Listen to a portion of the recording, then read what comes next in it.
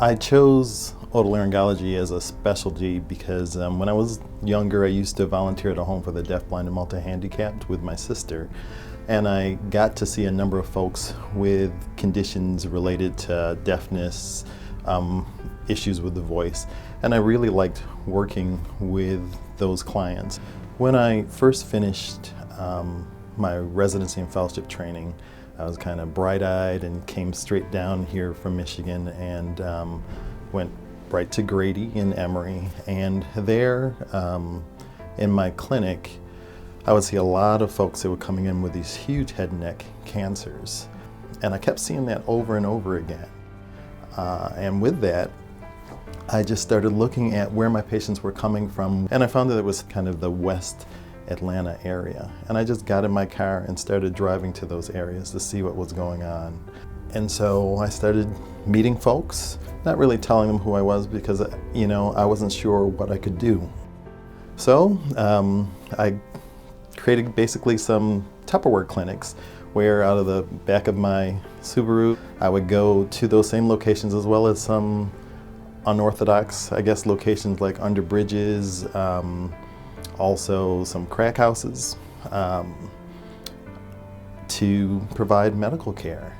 Head and neck cancer screenings initially, then I saw all the medical issues that weren't being addressed and started to expand to that. But then I found that, although the mobile type of clinic was great and had a lot of utility, we also needed a fixed location where people could come on a regular basis.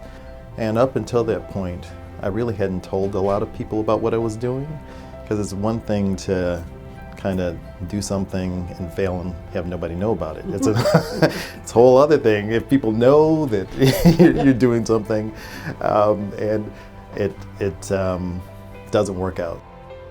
And so we became the Healing Community Center, where HEAL stands for Health, Education, Assessment, and Leadership. And the goal really is to provide health education to underserved communities, because I feel that education is a way that you really provide possibilities. If I had to use adjectives to describe him, it would be his commitment to the community and patients, individuals. It will be his passion for ensuring that all are healthy and have the opportunity to be exposed to all the services that are needed to make them healthy. He deeply cares. It seems to be every fiber of his being to care about making sure that individuals reach their highest potential of health. So at the Healing Community Center, we see primarily African American patients, probably about 80% or so. And the primary health conditions are hypertension, diabetes. Those are the most prevalent chronic diseases. There's also issues with obesity. And kind of aligned with that are, it's related to the food insecurity issues that are so prevalent here in our communities. So as a result of that, we create programs to try to address that, to provide folks with information so that they can learn to address those issues themselves, but also work with their providers to improve their health. On an annual basis, we had 5,000 visits that we had here at our HEAL site on Martin Luther King Jr. Drive. And that's a testament that they find this place, and all of our providers, all of our physicians are indeed special in their way also. It takes a very committed individual to work here. We're in a high crime area. We are in a disparate health community. So you do it for the right heart reason.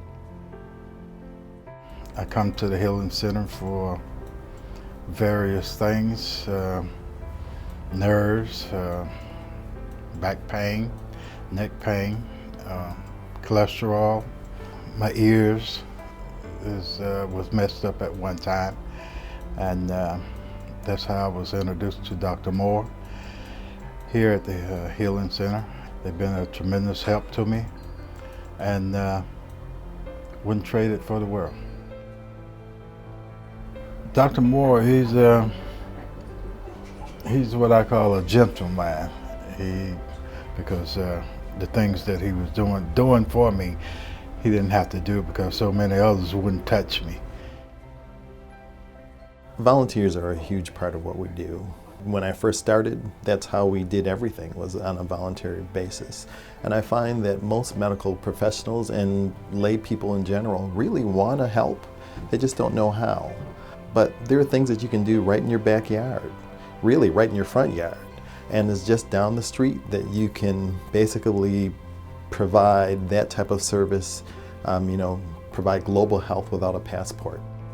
This facility that we're currently in, it's a facility that's owned by Greene Health System, and they lease the space to us. They've seen the value of having a center like us in the community that can provide services directly to people in that community and work together with them. The community has embraced us.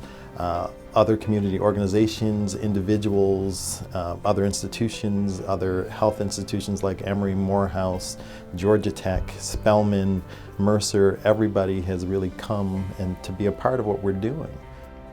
Being a recipient of the Joseph D. Greene Award is phenomenal. And I'll tell you why, because I have followed the people that have been awarded this award for years. And I've always thought, wow, they're doing tremendous work. And to find that Healthcare Georgia Foundation thought that the little that I've done has had an impact, it's almost too much for me to just describe, because it indicates that you can make a change from a small little action.